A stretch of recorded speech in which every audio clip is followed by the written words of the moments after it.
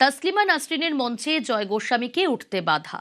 শুধু কবির নয়, তারও অপমান, নিন্দায় সাহিত্যিক। জয় গোস্বামীর বাড়িতে গিয়ে কথা বলবেন, প্রতিক্রিয়া তাসলিমার।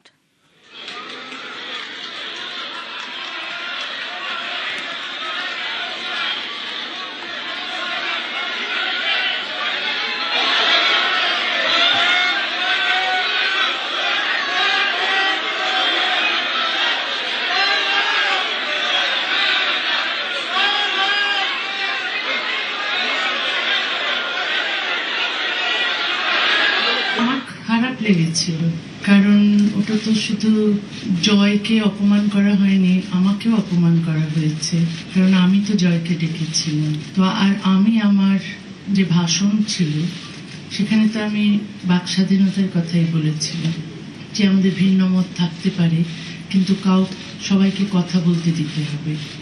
যারা আমার কথা পছন্দ করেছিলেন তাদের মধ্যেই কি তারা ছিলেন যারা জয় গোস্বামীকে মঞ্চে উঠতে দেননি? তাহলে তো দুরকম হয়ে গেল না? একদিকে একজন যখন মত প্রকাশের অধিকারের পক্ষে বলছে তখন তোমরা তাকে সমর্থন করছো, কিন্তু মত প্রকাশের অধিকারের জন্য যখন বাস্তবে তিনি আরেকজন কবিকে ডাকছেন, তুমি তখন তার কথা শুনতে চাইছো না। আমার তো খারাপ লাগবেই, আমার লেগেছে, এবং আশা করি এইরকম অবস্থা আর হবে না। রাজনৈতিক আদর্শ ভিন্ন হতে পারে, কিন্তু সবারই তার ভিন্ন মত প্রকাশ করার অধিকার থাকতে হবে। আমি আজ বা কাল আমি যাব তার বাড়িতে কথা বলতে, এটাও ভেবেছি আমি।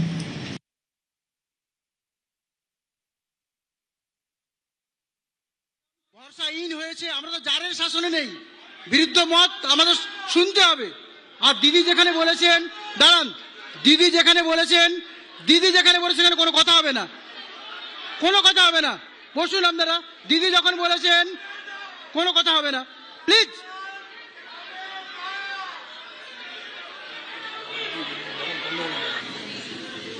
আমি দেখতে পাচ্ছি যারা ধিক্কার দিয়েছেন আমাকে, তারা ধিক্কার এক কারণে, সঙ্গত কারণে দিয়েছেন। কারণ আমি 15 বছর তসলিমাকে ফেরত আনার বিষয়ে কোনো লেখা লিখিনি। তসলিমা নাসরিন যদি ভবিষ্যতে কখনো কোনো অনুষ্ঠানে আসেন এবং তাতে যদি আমাকে না ডাকেন, আমি একটা টিকিট কেটে সেখানে কোন দল তা করছে আমি দেখতে যাব না। যদি তসলিমার সঙ্গে আমার দেখা হয় এবং কথা হয় এবং সবাই পুরো ধিক্কার দেয়, সেই ধিক্কার আবার আমি মাথায় নিয়ে চুপ করে চলে আসবো, পরের বার এলে আবার যাব।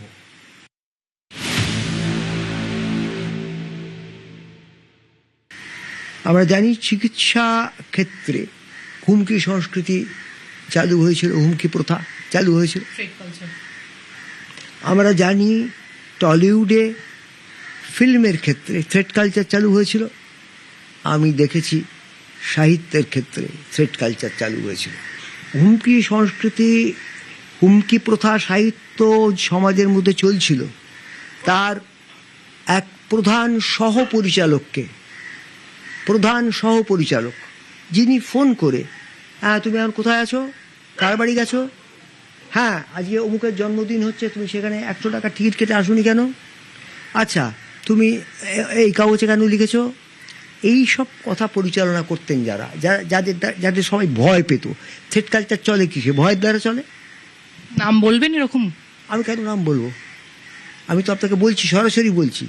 ওখানে তো কালকে তো অনুষ্ঠানটা আপনি ছিলেন, দেখবেন তাতে একজন ছিলেন অন্তত যিনি এই আগের যে সময় ছিল তার যে সাহিত্যের থ্রেট কালচার, তার অন্যতম প্রধান সহপরিচালক ছিলেন, অন্যতম না, প্রধান সহপরিচালক ছিলেন। তাকে আমি সেই মঞ্চে সক্রিয় ভূমিকায় দেখেছি সারাক্ষণ।